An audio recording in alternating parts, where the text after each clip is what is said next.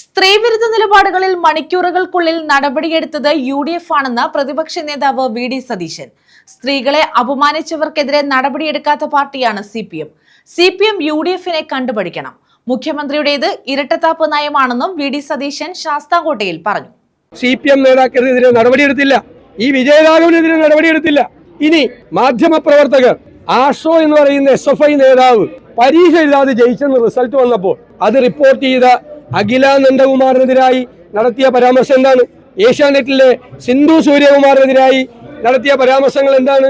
സ്മൃതി പരുത്തിക്കാടിനെതിരായി നടത്തിയ പരാമർശങ്ങൾ എന്താണ്?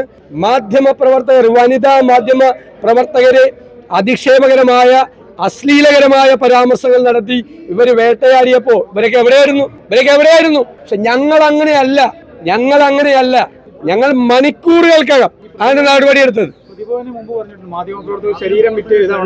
അതൊക്കെ നിങ്ങൾ ഇത് കൊടുക്കുമ്പോൾ അതുകൂടി കൊടുത്താൽ മതി, ഞാനതിപ്പോ പറയുന്നില്ല. ഇപ്പൊ അവരൊരു ഇരയായി നിൽക്കുന്ന സമയത്ത് ഞാൻ ഇതിന്റെ ഇത് കുറയ്ക്കാൻ വേണ്ടിയിട്ട് ഞാൻ അവരെ കുറിച്ച് ഒരു വാക്കും പറയുന്നില്ല.